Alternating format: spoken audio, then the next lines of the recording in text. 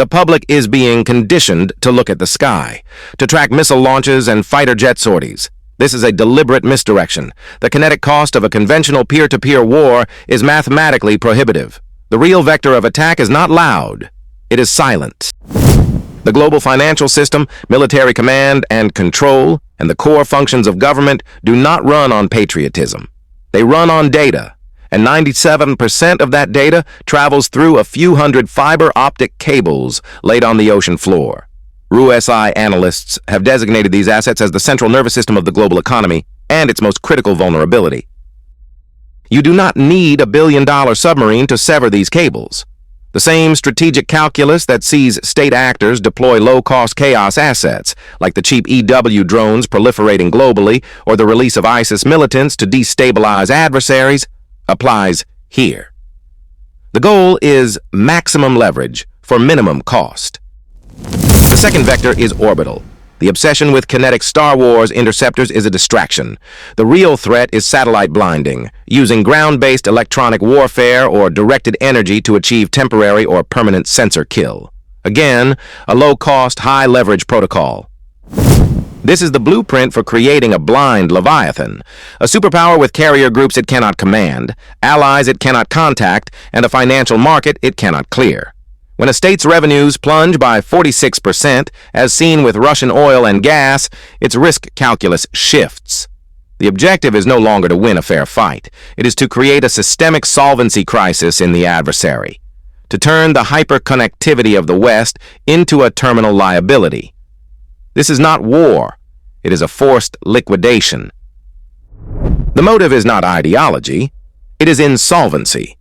When a state actor's balance sheet collapses, conventional military campaigns become an unsustainable liability. This is not a war. It is a solvency crisis. Examine the numbers for Russia. According to Reuters calculations, oil and gas revenues were projected to plunge by 46% in January. This catastrophic drop in liquidity directly funds their kinetic operations.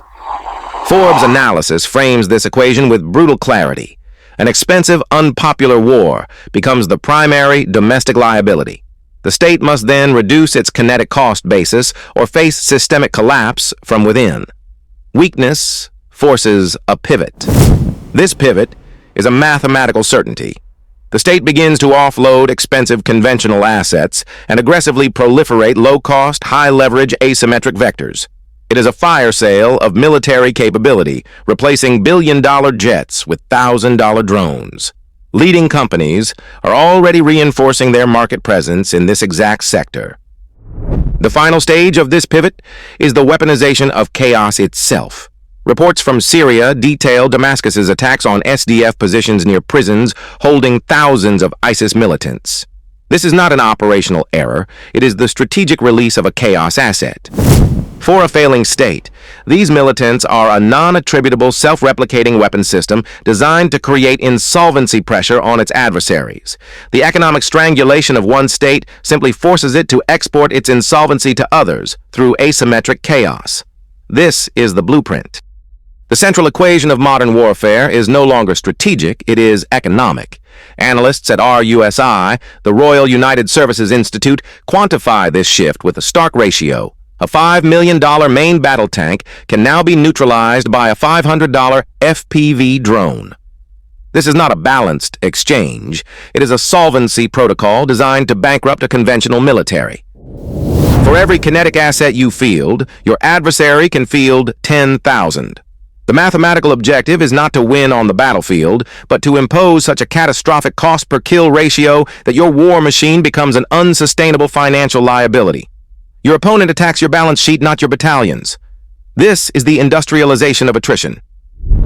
This is the democratization of violence. When the kinetic cost to project lethal force collapses, the state loses its monopoly on it. A global market in low-cost electronic warfare drones is now a documented reality. The barrier to entry for executing a kinetic strike has fallen from a state-level budget to the price of consumer electronics. The blueprint extends beyond hardware. Under existential economic pressure, like Russia's 46% plunge in energy revenues or Libya's currency devaluation, state actors are forced to weaponize chaos. Reports from Syria detailed Damascus-affiliated factions attacking prisons holding ISIS militants. This is not a tactical error. It is the calculated release of a chaos asset, a human vector, to create insolvency pressure on adversaries forced to contain the fallout. The cost is zero. The leverage is infinite. The regional instability you are being warned about is a strategic misdirection. These territories are not collapsing by accident. They are being curated as gray zones, proxy laboratories for deploying asymmetric financial attacks. The objective is not to conquer these regions, but to use them as forward operating bases to project chaos. The protocol is triggered by economic strangulation. Data shows Russia's oil and gas revenues set to plunge 46%. Libya's central bank announced a 14.7% currency devaluation. This is not a path to capitulation. This is a mathematical accelerant, forcing a shift in strategy from conventional defense to asymmetric offense. The assets for this new warfare are cheap and plentiful. Reports confirm leading companies are reinforcing the market for low-cost electronic warfare drones. Simultaneously, chaos assets are being primed for release. Damascus is attacking Syrian Kurd positions near prisons holding thousands of ISIS militants, creating what the SDF calls an extremely dangerous risk of a mass breakout. This is not incompetence. It is the deliberate unlocking of a human liability. These gray zones, Syria, Libya, and others, identified by agencies like CSIS, serve as launch pads. The blueprint is simple. Use a state under existential economic pressure to deploy low-cost vectors, like drones and militants, from a failed state. The goal is to create an unsolvable security equation for the adversary, forcing a solvency crisis as the kinetic cost of defense becomes infinite. The West's domestic instability is not the cause. It is the designated impact zone. The launch-on warning doctrine is not a strategy. It is a systemic trap. A Cold War protocol designed for a world that no longer exists. The doctrine dictates that a nation launches its nuclear arsenal upon detection of an incoming enemy launch, before the warheads can impact and destroy its own capacity to retaliate. The logic is simple. He who hesitates is annihilated. The flaw is absolute. It assumes the warning is real. Now introduce the fog of digital war. The Vector is no longer a billion-dollar bomber. It is a cheap electronic warfare drone. The market for these assets is proliferating. Source number 1. For a state actor facing a solvency crisis like Russia with projected oil and gas revenue drops of 46%, source numbers 2. The cost-benefit analysis is a mathematical certainty. Deploying low-cost EW drones to blind an adversary's early warning radar is not terrorism. It is a high-leverage, asymmetric action to counter existential economic pressure. The commander now stares at a black screen. No signal. The protocol offers no alternative path. Is it a system malfunction, or is it a kinetic attack, masking an incoming first strike? According to RUSI analysis, the decision window is measured in minutes. To wait for secondary confirmation is to accept the decapitation of your command structure. The doctrine, when faced with digital blindness, forces the commander to assume the worst-case scenario. He is compelled to launch out of fear. This is the terminal stage of the asymmetric escalation blueprint. When economic strangulation exhausts a major power's options, the final lever is pulled not by choice, but by protocol. The fog of digital war does not create the possibility of a mistake.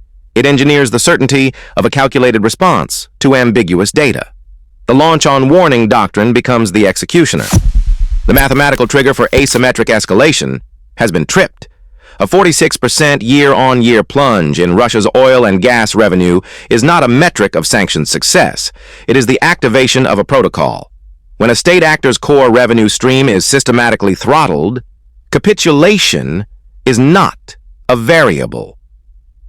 The response is a pivot to non-kinetic, high-leverage vectors designed to impose an insolvency crisis on the adversary. The asset portfolio for this new phase of conflict is already being mass-produced. The market for low-cost electronic warfare drones is not about battlefield dominance. It is about systemic disruption at a near-zero kinetic cost. Simultaneously, CSIS reports confirm a blueprint for chaos proliferation. Damascus's attacks on prisons holding ISIS militants are not tactical blunders. They are the deliberate release of a chaos asset, a human liability to be deployed against an adversary's security architecture. The calibration forecast. Within the next 12 months, expect a 48 to 72-hour logistics paralysis at a major Western maritime hub. This will not be a kinetic attack. It will be an attribution impossible event, executed by a non-state proxy using a low-cost EW vector to spoof GPS and disrupt crane operation software. The official explanation will cite a cascading software failure. The economic damage will be measured in billions. This is not the attack. It is a calibration shot designed to test the financial pain threshold of the target and the response time of its security state.